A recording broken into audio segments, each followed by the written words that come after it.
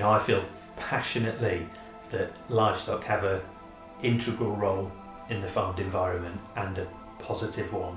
That's the position I come from, but all the learning I've done and everything I've seen has only gone on to reinforce that. That was Dan Stevenson. You'll be hearing more from him today. Welcome to the Agricology podcast. I'm Matt Smee. And I'm Janie Coldbeck. Across this season, we're exploring the ideas and practices around optimising carrying capacity for livestock. We'll be in conversation with farmers, advisors, vets and academics as we explore what optimal carrying capacity means to them and how this concept can be supported on farms to help the animal, the environment and the farmer.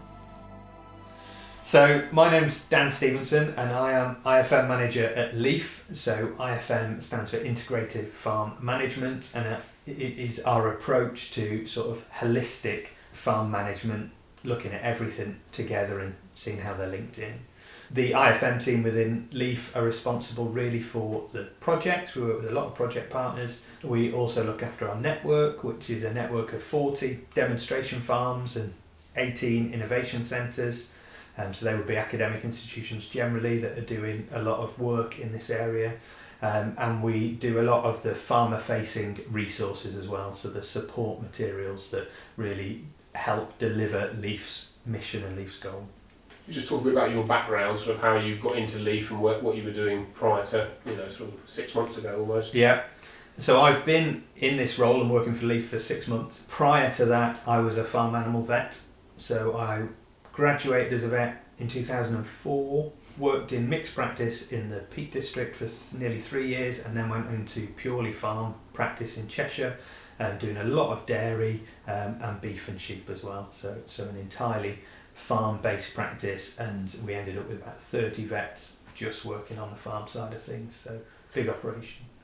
So I did a master's in ruminant nutrition at Harper Adams over many years, and it was that really helped to open my eyes to the other elements of farming and land management and the practices that go along with that all play in to everything. And in my case, that was, primarily it was an animal health side of things, and seeing how plant management and soil health feed into that. And then beyond that, I started to see how you couldn't look at anything individually. And I think maybe I was guilty of looking at the animal side of things in isolation too much, and whilst we would consider people in that and we consider building design and all that side of things, I'm not sure I really considered the wider environment enough, and how soil and plant health fed in, and then how that all feeds into people health and economic health and farm business health.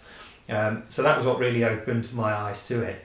And then as I went through my career after completing that master's, I got more and more involved in the whole holistic farm side of things, very much looking at nutrition, but also the people side of businesses. I realised that farmers have so much pressure on them in terms of conflicting demands, and you have your processor asking you to do something, the retailer asking you to do something, the assurance bodies asking you to do something, the vet asking you to do something, and there's so many things that can look like they're pulling in different directions at times. And for me, I couldn't really see within my role there that I was linking everything up. I wanted to have much more of a pan-industry understanding and impact, and that led me to LEAF, because they've been doing that for an awfully long time, and it seemed to me to be the obvious way to continue to help farmers, be at the pointy end of things and supporting farmers, but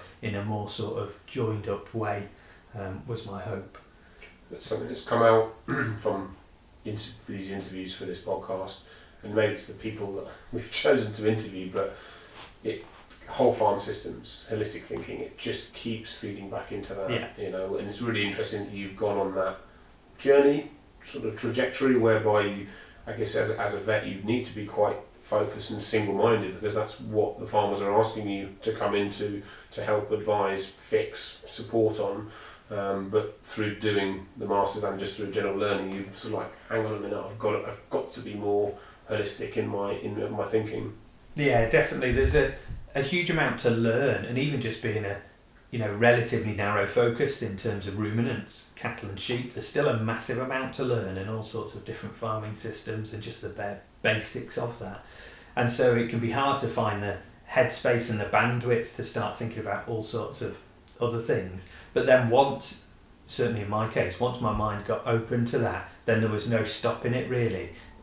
There's such a hunger there for all of that knowledge, and you see how interrelated things are, and you see how, whilst that tunnel vision as a vet is totally necessary, I wanted to contribute in a slightly broader way. And you can also understand why you might be asking a farmer to do something and you see it very clearly from your perspective, but you don't appreciate and take account of all the other pressures they have day to day that dictate what they do and why they might do things. So you may see a really easy solution to something, but you're not the person trying to juggle a load of different pressures, all of which contribute to what that outcome is.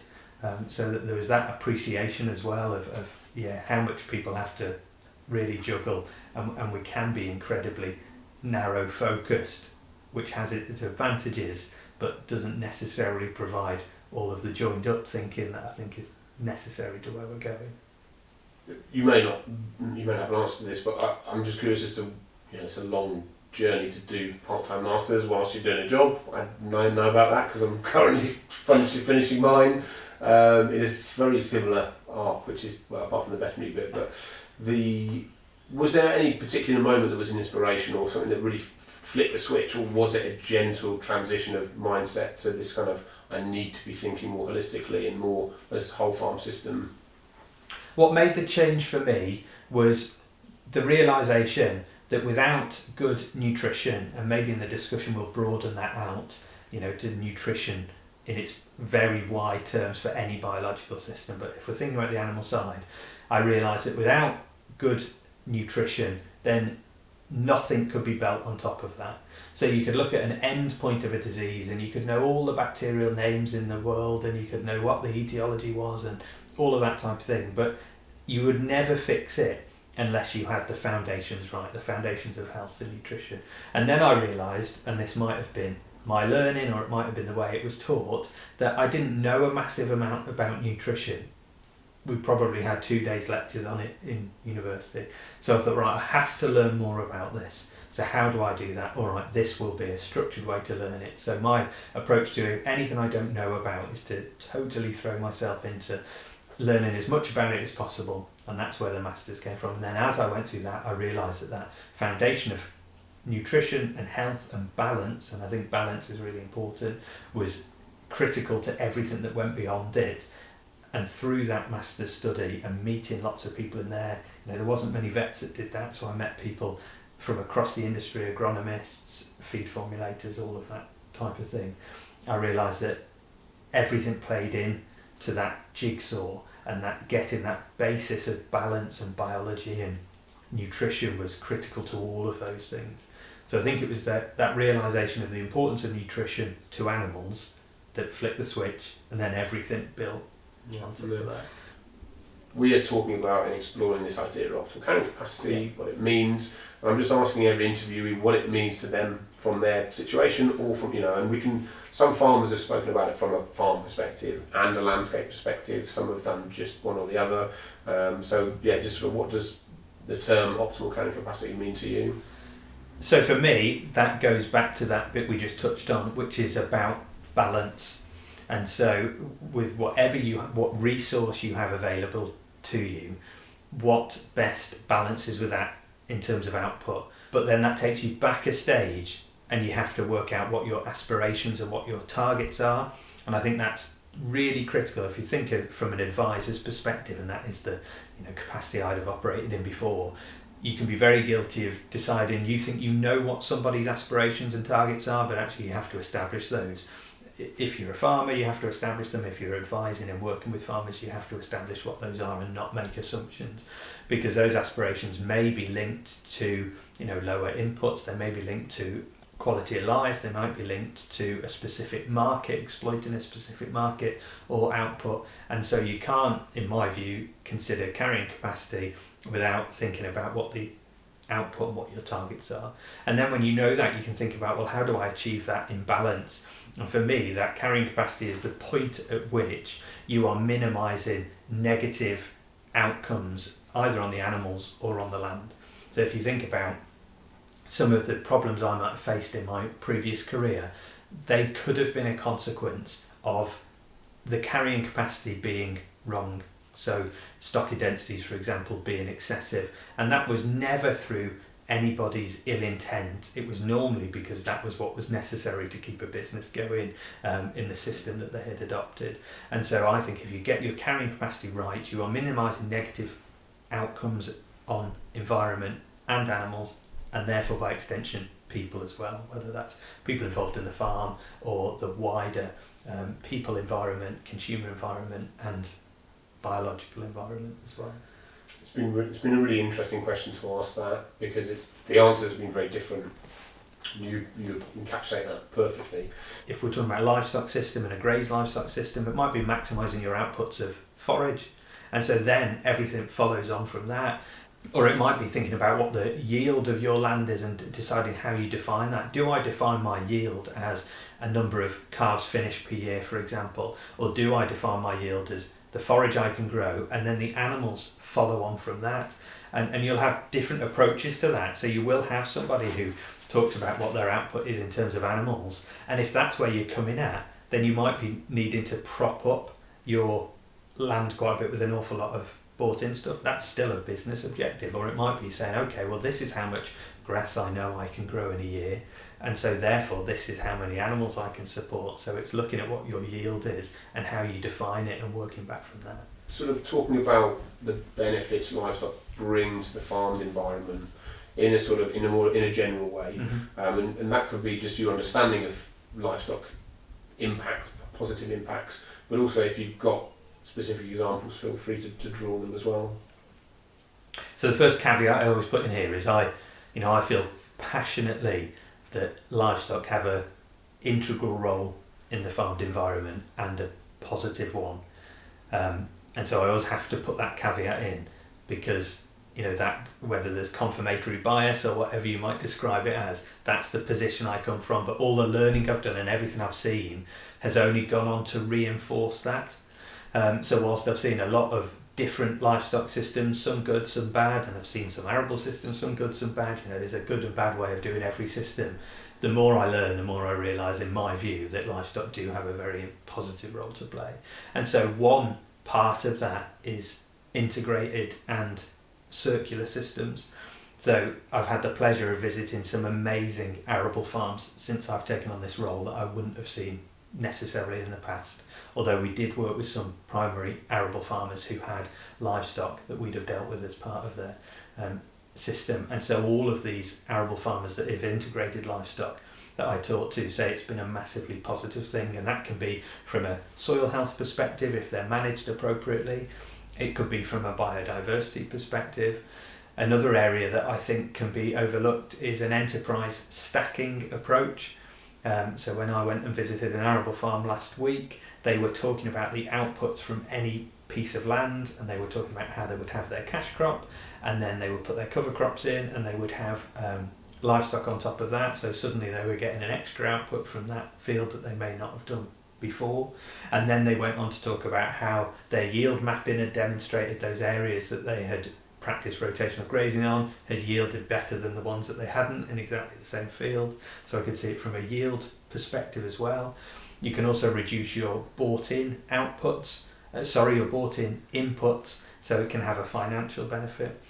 And then some wider areas, and again, link back to some of the farms I've been to. An arable farmer may bring in livestock that is owned and managed by somebody else, and so suddenly we have more people involved in agriculture in that area, which has to be good for new entrants. It has to be good for linking communities into those farming enterprises as well.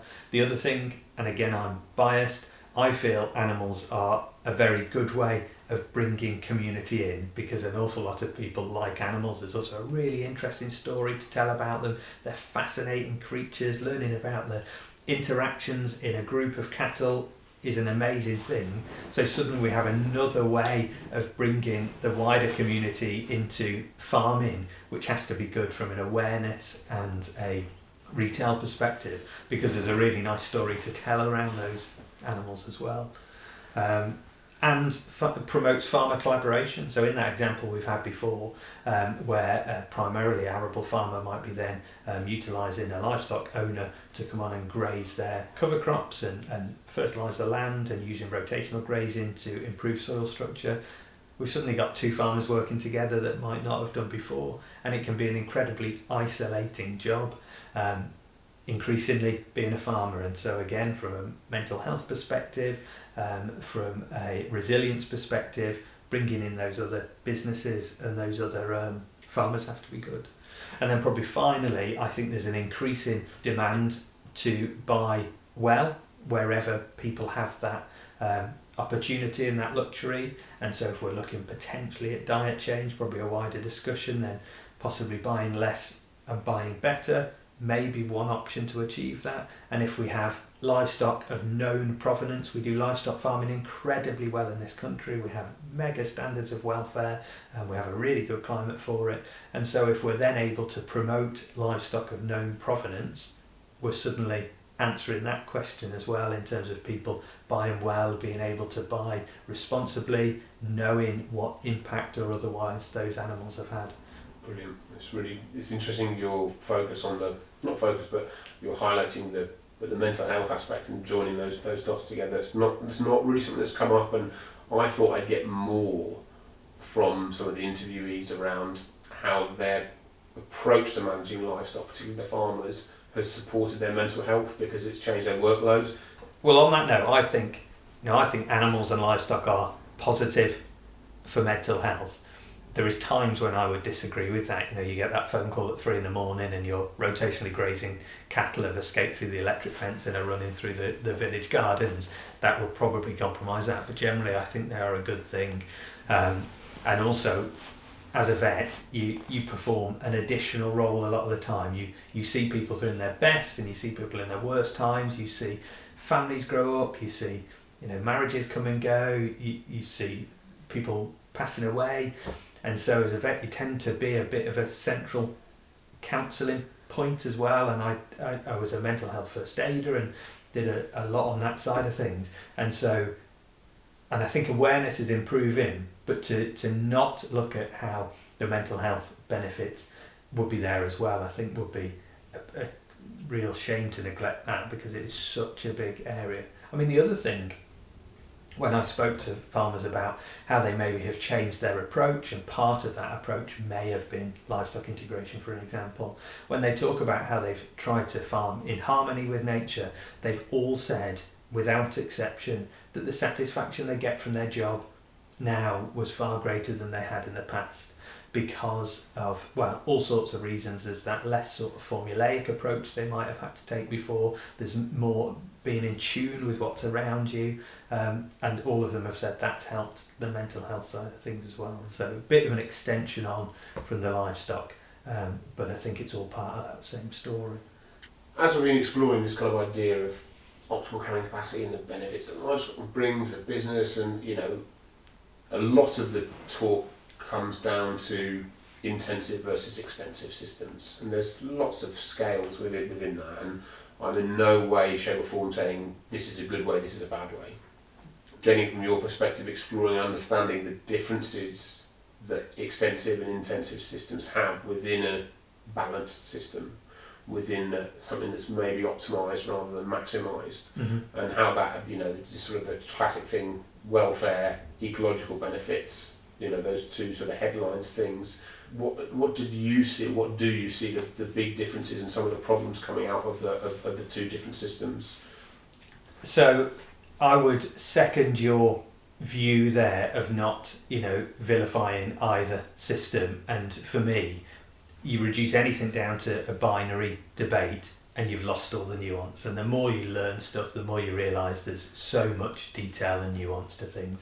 And to touch on a bit we talked about before, you can do any system well and any system badly. Some are easier to do well, some are easier to do badly, but taking the intensive versus extensive debate, either one of those can be done, well or badly, and some of the concerns we might have in one may be higher or lower up the list when we see in the other. And so one thing I think we have to be really careful to avoid, you would not suggest it, I wouldn't, but you do see it talked about, is that extensive is automatically good and extensive is automatically better. And we know from our discussions that isn't necessarily the case, and again it goes back to what your objectives are. And so looking at an extensive system that may exist to benefit the land can potentially bring about more compromises in animal welfare. So the really easy example, and we've talked about it before, is you look at a rotational grazing system that is designed to benefit soil structure and diversity, and there can, if you don't recognise it and take mitigating steps, there can be compromises in animal welfare there. So we could have heat stress and a lack of shade as our summers get hotter, poor water provision potentially, and a lack of feed availability. So when looking at some of those systems, if people aren't really good in terms of their stock eye and animals aren't moved at the right time, we can suddenly get quite a lot of bullying problems or empty animals. And yet that would be an example of an extensive system that on the face of things would be seen as, well, that's brilliant environmentally, and it definitely has the potential to be. We just have to make sure we safeguard animal welfare as part of that as well. Yeah, so this difficulty of adopting holistic systems, alternative systems, and you talk about the rotational grazing there. We're going to sort of swing back to some of the stuff on this later on maybe, but where else have you seen big problems within those? That sort of, I'm going to adopt a new system because it's what's spoken about and it's being held up as a brilliant thing, and the rotational grazing is a great example. Have you seen others within that space as well, where if not considered in the round, it can cause problems? Definitely, and hopefully we will sort of touch on it later. There's sort of, in my mind, there's some steps to take to try and avoid those catastrophes. Often people will move system with all the best intentions. Occasionally those moves are enforced on them through contracts or retailers or regulation, or I've seen it where tenants have been asked to change their system because of the landlord's views. There can be lots of reasons for that, and that can often promote the wrong direction. But I have seen some examples. The other thing I was going to say, Matt, and just touch on, and we may come back to this, is the holistic view, the integrated view. And so where LEAF tend to come from is the integrated farm management, and you can't take any single thing without looking at how it might have impact on others. So rotational grazing would be a really example of that. Right, I am going to employ this practice, but then you suddenly don't think about the people elements to it, or the pollution elements to it, or the crop protection elements to it. And so the integrated farm management approach has 9 pillars, and it looks at how all of those integrate, for want of a better word, together to bring about the best possible output. Another example maybe of where things might have been practiced in a less than ideal way because the move was felt to be right, and in this example the move was intended for all the right reasons, but somebody went from an intensive indoor lambing flock to an extensive outdoor lambing flock and made that step in 1 year, and the animals you have, the flock you have, what they're used to, what you have bred them for, is going to be very different in the first system versus the second system. And so by taking that leap, although the destination might seem like a good destination, the journey there was incredibly bumpy. And if it had been managed in a slightly different way, with some of the considerations we'll talk about later, in terms of having the stock that's adapted to the system you want to do, that journey could have been smoother. I'm interested to hear where you feel there's a lot of the benefits of moving from an intensive to an extensive from a animal health perspective, and sort of where you've seen that clear examples, or just in generalities. So I think that goes back to the point of balance, and I think before we get onto that, it's worth saying, I have worked with a load of amazing farmers over my career, and a lot of them are farming the way they're farming because that's the way the market has demanded that they go, and there's a lot of amazing research out there, lots of great knowledge and lots of brilliant examples of animal welfare as well. And as we touched on before, we have some very high standards of animal welfare in this country that we should be rightly proud of. So even in a system that we might not be discussing in detail now, there's still really good examples of welfare being prioritised over other things. But if we're looking at more extensive systems, then I would say it's going back to balance. And what I tend to do, and this is open to criticism, we can probably discuss this, is I tend to think, well, what might happen in a natural situation and how might we repeat that? So whilst we are miles away from a natural situation, the huge areas of this country are farmed, have been farmed for hundreds and hundreds of years, and in a farming and domesticated system, we're not going to replicate a natural system. By that I mean very wide expanses, let's think about it in a grassland sense, very wide expanses of grassland, of prairie, and free roaming large herds of ruminants. We're not going to replicate that. But if we think, well, how would a natural system set up in terms of balance, and how might we replicate that? Then if we can do that in our move to extensive systems, then we can probably get a better outcome. And so a big thing for me is giving animals a degree of choice. And so that might be choice to go and lie in the shade, or it might be choice to get away from certain other herd or flock members, or it might be choice about what they eat and when. And so if we're looking at replicating some of those natural scenarios, then there's a good chance that our extensive system is going to be a success, assuming, and here's the caveat, that the livestock we've got are system appropriate. Yeah, so this has got the thread here. We're talking the importance of system appropriate livestock, and I've sort of put it down to understanding breed selections. For a lot of these extensive systems that we're discussing are lower input. So what role is breed selection playing within this transition to a more extensive system? So absolutely crucial. But then when we're looking at the intensive systems, it's crucial in that as well. We have got breeds of animals that are suited to those very intensive systems, whatever we may think of them. And so the extensive system is exactly the same. And so our breed choice, our animal choice, and even training to a certain extent has to be adapted for that. And I talk about, animals that are capable of grazing, and people think, you're mad, why are you doing it? I mean, cattle and sheep, that's what they do, they graze, but they don't all know how to graze in the way we might want them to. And so that's why it's important. And again, let's go back to that natural system.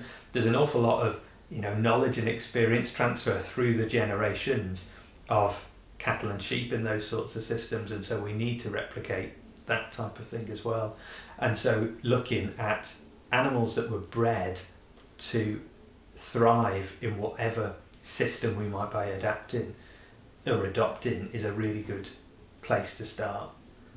And so when I've talked to people who have moved from a very intensive system, intensive in all its connotations, to a less intensive system, when I've talked to them, I said, well, what was it that prompted that change in you? And it said, and a number of them said, well, we couldn't carry on as we were doing in terms of the inputs and the input costs. And so our primary objective was to make our business more resilient and profitable. And so we had to look at what our input costs were. And then when we started looking at how we could reduce our inputs, then we started to go along this journey of where that would take us in a more extensive, less intensive system. But it was the objective of needing to reduce costs and make their business more resilient and profitable that started that journey.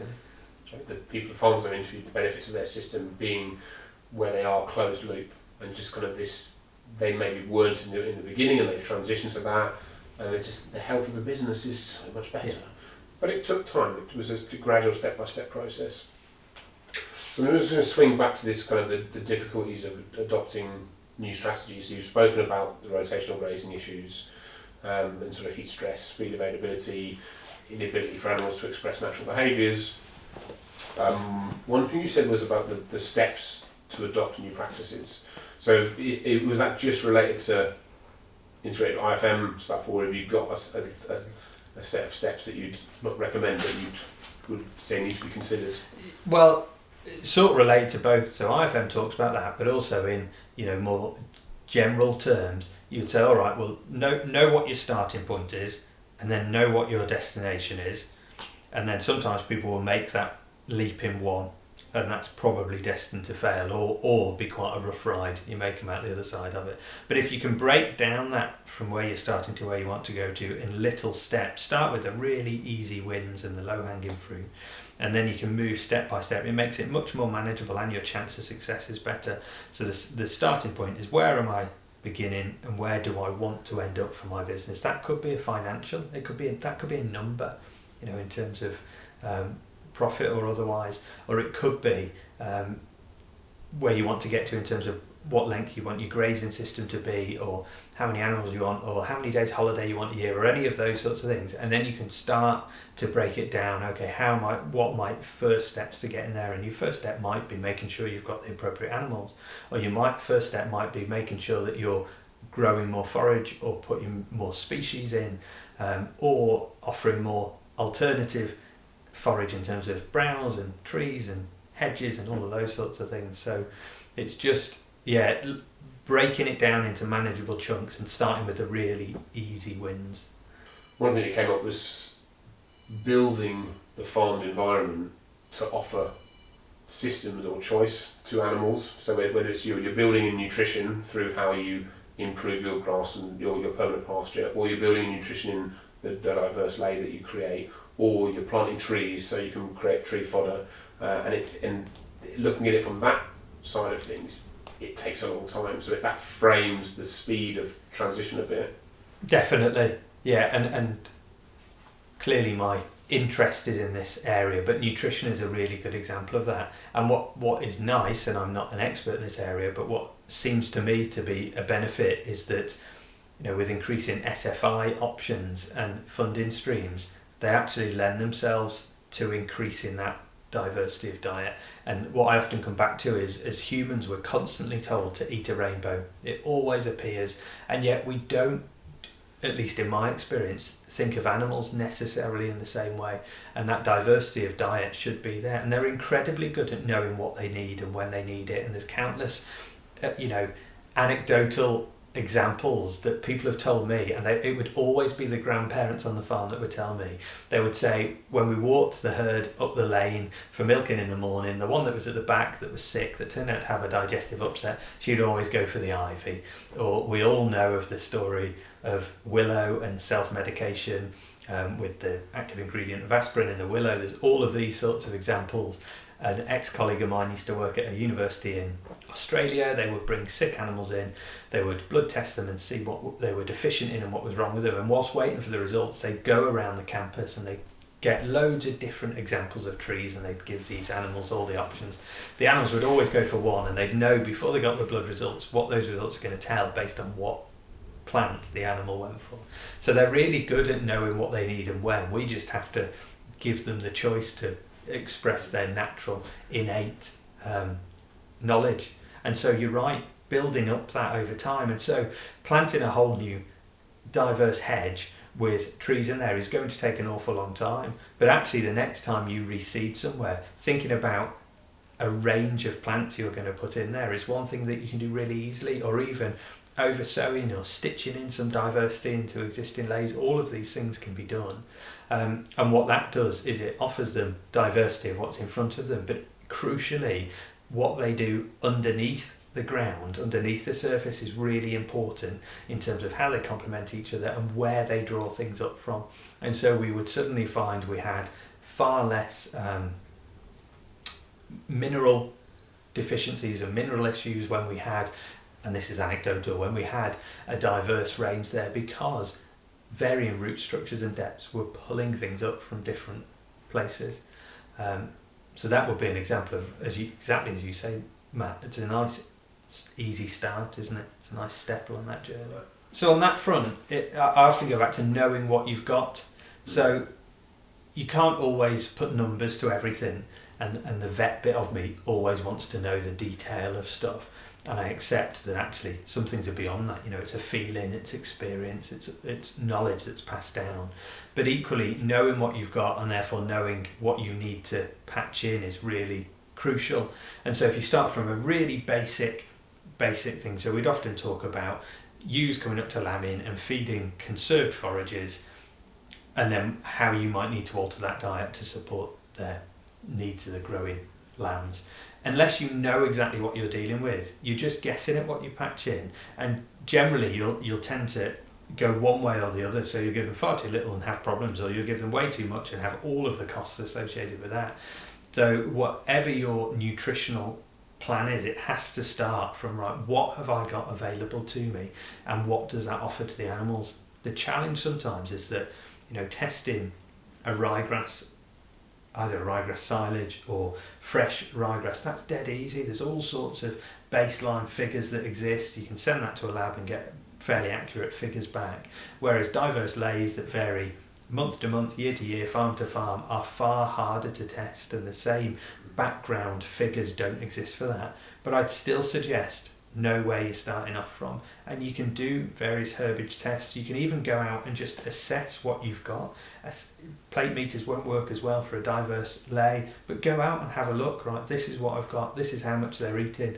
It's actually putting some sort of measurement and figures on it, and then you can build on from that. And if you're able to look at growth rates, brilliant. If you're able to use diseases as a marker of what's going on, then that's a brilliant thing as well. But it's a bit of measurement, however basic that is, and then you can fill in the gaps more accurately.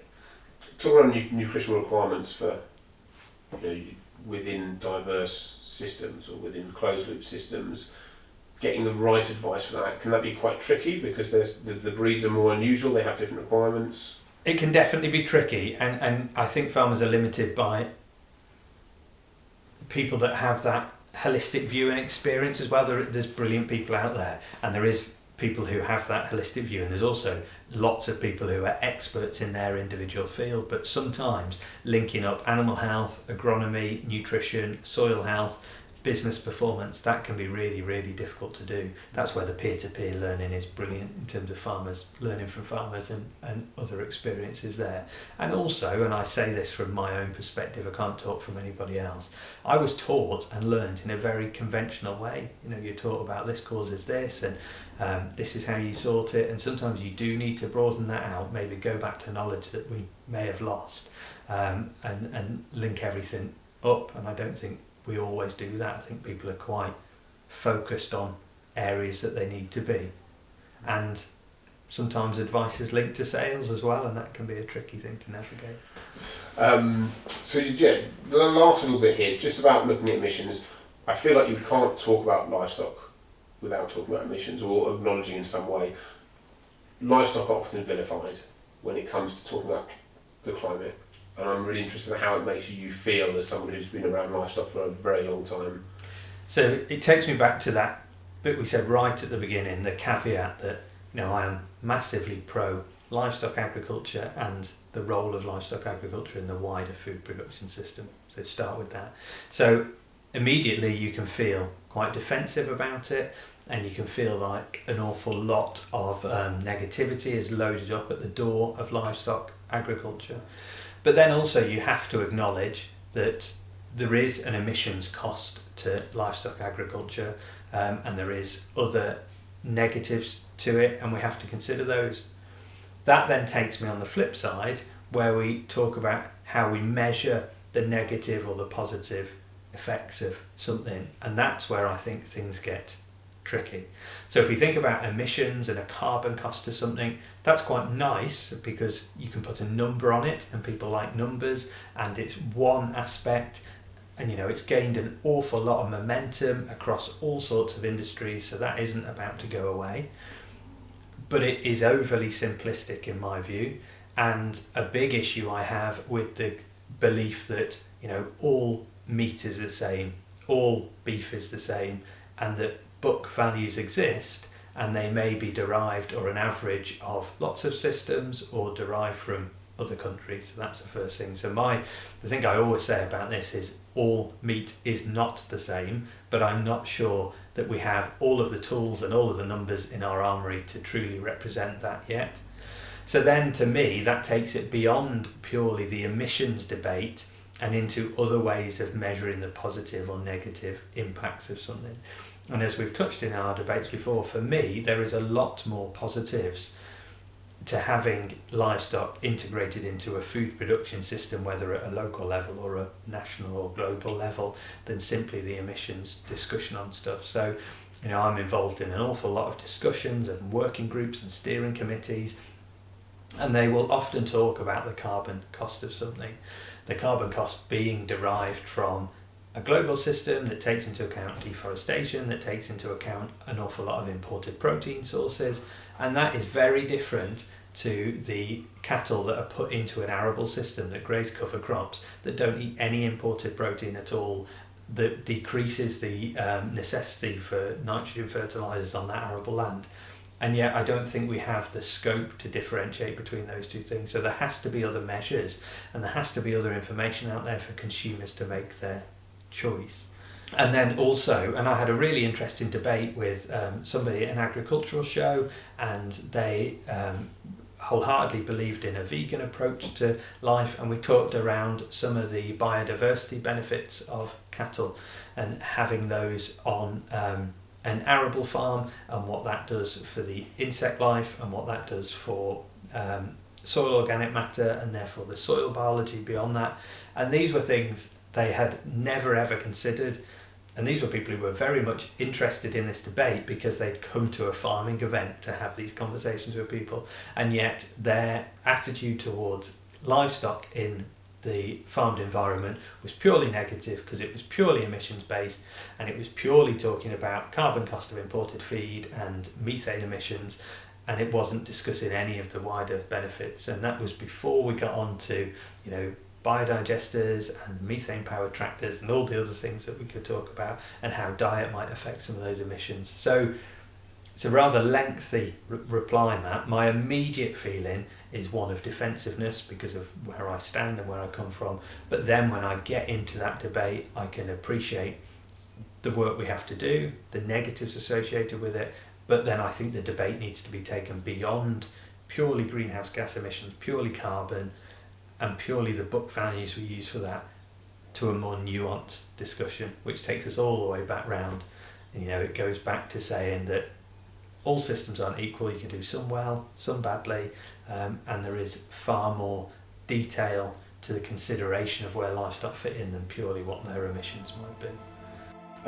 Just to say thanks. It's a real privilege for me. This whole thing has been a real privilege to go and interview everyone, but particularly with you, because I think you have you come from a different place, so how you talk about it is different. So massive thank you. No worries, I've enjoyed it. Thanks for listening in to this episode. Check out the show notes for links relating to this discussion and further reading. Our thanks go out to the Linbury Trust, whose funding made this podcast series possible. Don't forget to visit the Agricology website for more information about the practices discussed in today's episode. There'll be more episodes coming up, so don't forget to tune in again.